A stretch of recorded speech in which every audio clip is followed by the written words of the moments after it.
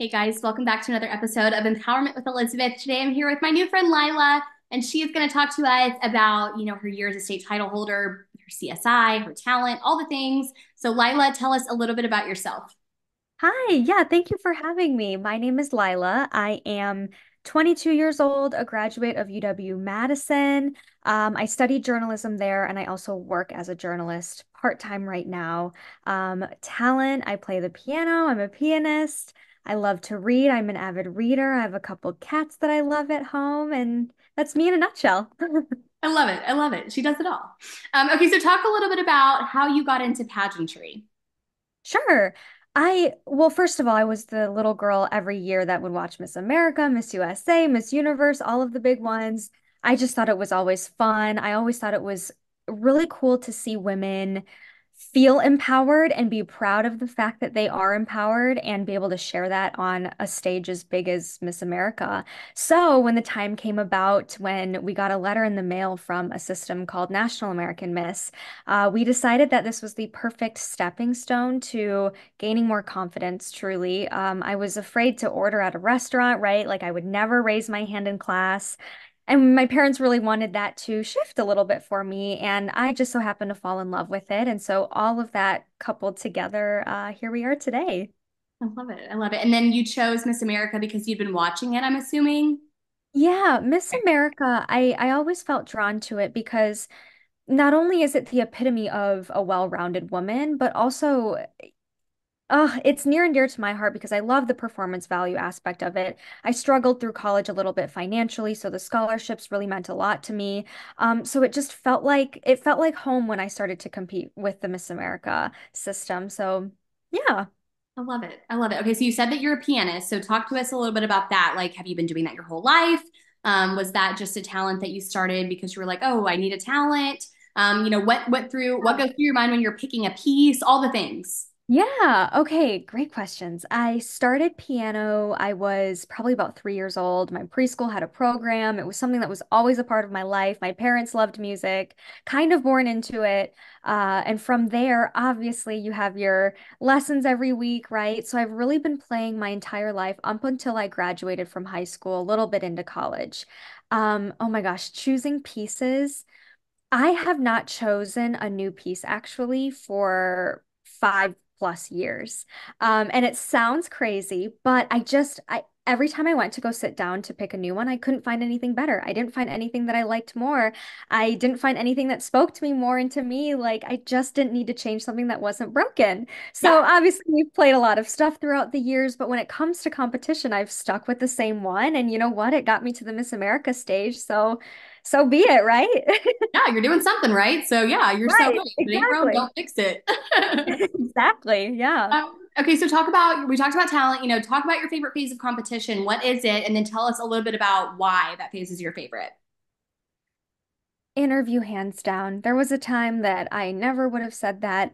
The onstage part is fun, but there's something about connecting with individuals that get what you're trying to do in that moment. They understand the importance of the work that you've put in up until this point. They get what it means for you to be in that room and to be able to share your story, to be able to share why you're standing here is always part. So that's hands down my favorite. But everything else is fun. Like, of course, I love walking in an evening gown. Of course, I love performing my talent. So that's a hard question, but interview stands out most to me. I'm an interview girl too. I'm right there with you. Mhm.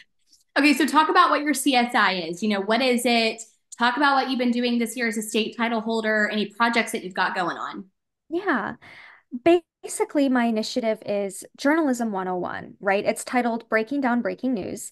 And the whole point was when I became a journalist, I realized how many people don't know much about the journalism world. They don't recognize what a trustworthy headline might look like, what source is a good source, aspects that are ingrained into our culture right now, right? Like the news is ingrained into our lives, but we don't really know what good news is. We just kind of are very passive viewers of this really big public resource.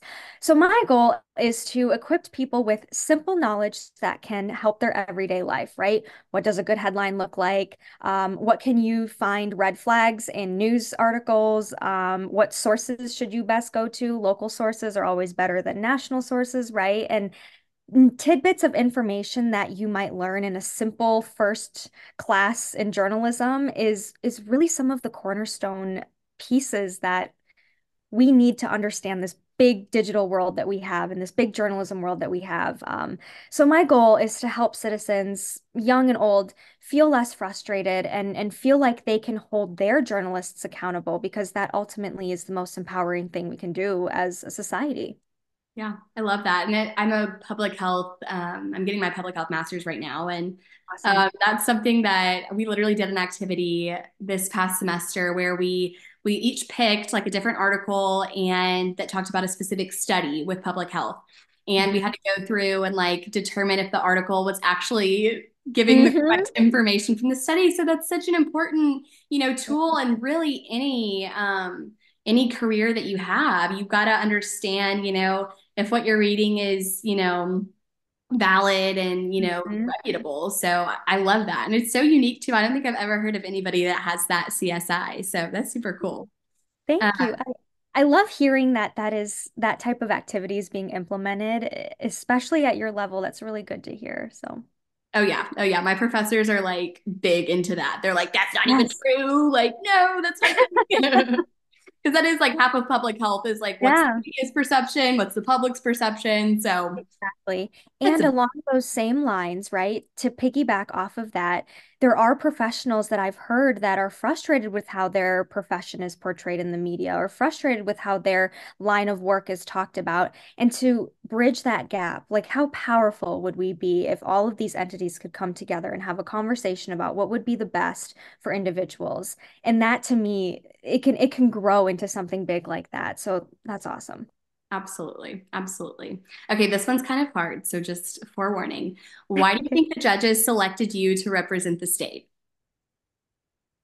I genuinely think that they got to know me for my truest self. And it sounds very cliche when you hear girls compete and they do really well and the only thing they have to say is, well, be yourself. But the thing is, they want to crown somebody that they feel like they know. They're not actually judging you on who you are. They just want to feel like they had a connection with the person that they put the crown on their head with. So I always just kind of I made it a point to feel like I was hanging out with my best friends. Like it sounds crazy, but you have to kind of have that mindset of they're not scary, right? They're humans. They can be excited, intimidated, frustrated, just like all of us, right? So getting down to the level of we're all just humans and keeping it real, honestly, I think was my biggest strength and honestly is my biggest strength going into Miss America as well. So I guess we'll never know, but right. That's why it's a hard one. That's why it's a hard one. Everybody's like, I don't know. I'm like, that's also valid. Okay, so talk about the biggest shift from being a local title holder. I don't know how many years you competed, but I'm assuming that you were a local title holder this year and then transitioning into becoming a state title holder. What's different? Ooh, a difference is mostly getting very specific about my organizational plans because although I really anticipated the jump from tasks that I would have, right? I knew that it was going to be a busier year. I knew that I was going to feel more hectic. So I really did prepare myself going into it. I mean, in college, I went to school part-time. I had a full-time job and then a part-time job on top of that. Oh So my gosh. yeah, and so out of force a little bit because I had to get myself through school, but also I knew it was preparing me for something bigger. I didn't know what that was. But when I was even in top five, my question was, how are you going to juggle this year? And that was also my answer was I feel like I know that I've been prepared for this moment in some way or another. So while obviously the hours are much longer, right? Like 20 plus hour days are not normal, but sometimes it happens. Life gets crazy with people, and now you have you have a big team behind you. You're getting to know all of them, right? So there is a lot of changes in that way, but at its core and the way that you carry yourself through the stress, that doesn't really change. So, That makes sense. That makes sense. yeah. Okay, so talk about your prep for Miss America. It's next week, so I know Yeah. you've probably been crazy prepping. So what has that looked like? Was there anything that was shocking? Was it what you expected? Walk us through. Actually, it totally wasn't what I was expecting Fair. because here's what I didn't. I thought, okay, I was going to be crowned Miss Wisconsin and I was going to change my talent and do this like a different piece that was even better or get an even better gown, right? Like, but the technical aspects of competing are all kind of there already. There's only so much that you can walk. There's only so much that you can practice piano. There's only so much. And then it was like, well, so what is it? And it was a lot of personal reflection. You end up knowing yourself so well in and out, really. And you're ready for them to ask them anything and everything because you've thought about what it would be like to be Miss America. You've thought about what it would be like to not be Miss America. What are your goals in either route? Maybe the goals are the exact same either way.